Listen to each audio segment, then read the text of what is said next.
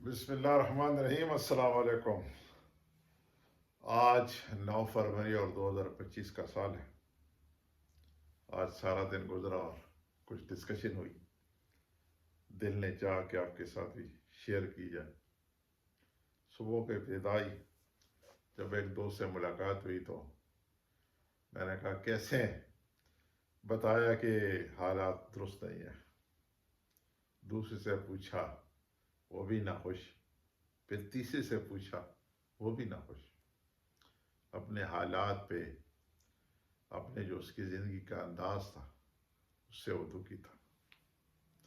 مجھے لگا کہ یہ واقعات آپ کے ساتھ بھی شیئر کی جائے کہ انسان کتنا ناشکرا۔ میں نے دوست کو بتایا کہ بھائی، اگر آج سے کوئی 40 سال پیچھے چلے جائیں تو لوگوں کے پاس تو کھانے کے لیے کچھ نہیں ہوتا تھا، پہننے کے لیے ایک جوڑا، پہناوے کے لیے جوتے کوئی ایک جوتا، اور اسکول جانے کے لیے وہی ملیشیا کے کپڑے۔ اگر امبر میں کوئی سواری ہوتی تو ایک پرانی سائیکل جس کو کبھی باپ، کبھی تایا، کبھی چچا اور کبھی بھتیجے بیٹے کی قسمت میں آتا تھا۔ آج اگر آپ دیکھیں تو کس کے پاس کتنے کتنے کپڑوں کے جوڑے، کتنے جوتے، کتنے کوٹ اور کوٹ، سردیوں کے لیے الگ کپڑے، گرمیوں کے لیے الگ کپڑے، چھوٹی عید کے لیے الگ، بڑی عید کے لیے الگ، رمضان کے لیے الگ، ختم قرآن کے لیے الگ۔ پھر بھی ہم دکھی۔ تو مجھے پشتوں کے ایک بہت ہی مشہور سینگ یاد آئی، جس میں وہ کہتے ہیں کہ لک خورا اور تل خورا، ڈے خورا اور زہر گر ڈے خورا۔ تو آپ حیران ہوں گے، آپ کہیں گے کیا کہہ رہے ہیں؟ اس سینگ کا جو مطلب ہے وہ کیا ہے کہ تھوڑا کھاؤ اور ہمیشہ کھاؤ، زیادہ کھاؤ اور زہر کھاؤ۔ مینس کے گزارا کرو، جو ملے اس پہ شکر کرو،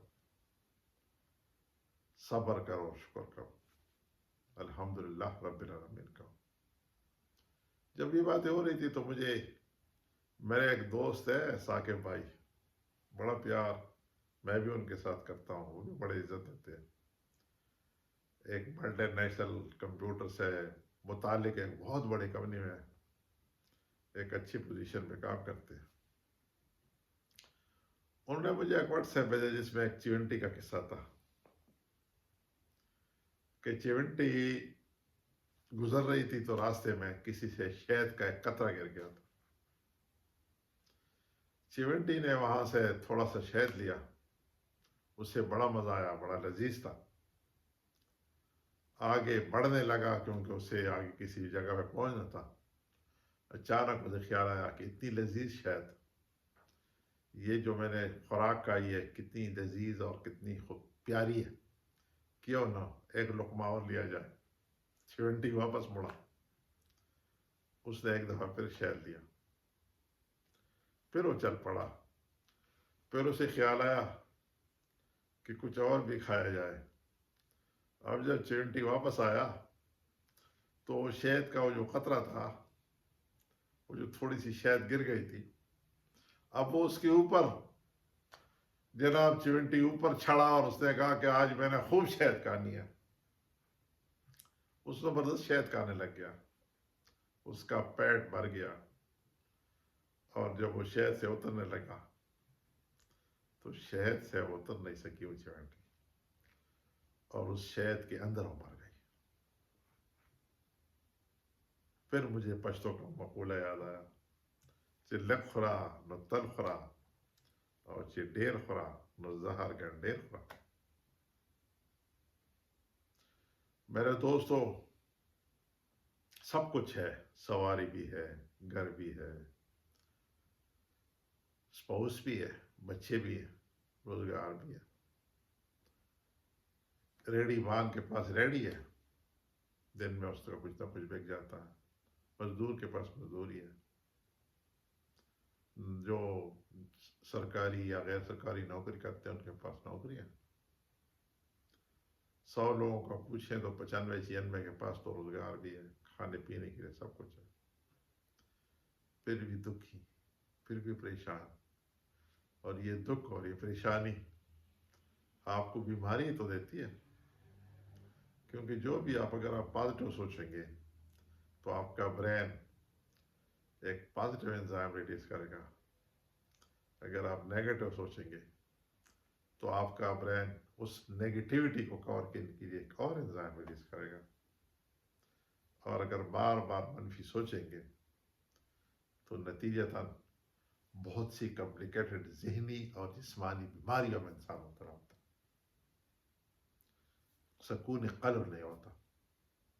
اگر سکون قلب نہ ہو تو زندگی ختم. اس لیے درخواست ہے آخر میں کہ ہمیں صاحب حال بننے کی کوشش کرنی چاہیے. ماضی کے دکھ اور مستقبل کی فکروں سے اپنے حال کو بچانا چاہیے. جو ہمارے پاس ہے اس پہ شکر کرنا چاہیے، اس پہ صبر کرنا چاہیے. الحمدللہ رب العالمین کہنا چاہیے. اپنے ہاتھوں کو دیکھنا چاہیے، اپنے پیروں کو، اپنے آنکھوں کو، اپنے ناک کو، اپنے کانوں کو، اپنے زبان کو. کتنے لوگ ہیں جن کے پاس زبان ہے لیکن بول نہیں سکتے؟ کتنے لوگ ہیں جن کے پاس آنکھیں ہیں وہ دیکھ نہیں سکتے؟ کتنے لوگ ہیں جن کے کان ہیں وہ سن نہیں سکتے؟ کتنے جن کے ہاتھ ہیں ہاتھ نہیں چلتے؟ کتنے جن کے پیر ہیں وہ پیر نہیں چلا سکتے؟ اگر آپ کے پاس یہ بھی ہے تو آپ کتنے امیر. اس لیے الحمدللہ رب العالمین کہیے، خوش ہو جائیے، خوش رہیے، خوشیاں بانٹیے، اپنے اور اپنے عزیزوں اور رشتہ داروں اور آس پاس کے لوگوں کا خیال رکھیے، دعا میں یاد رکھیے، اور اس ناچیز کو سے پیار کیجیے کیونکہ میں بھی آپ سے پیار کرتا ہوں. السلام علیکم ورحمۃ اللہ وبرکاتہ.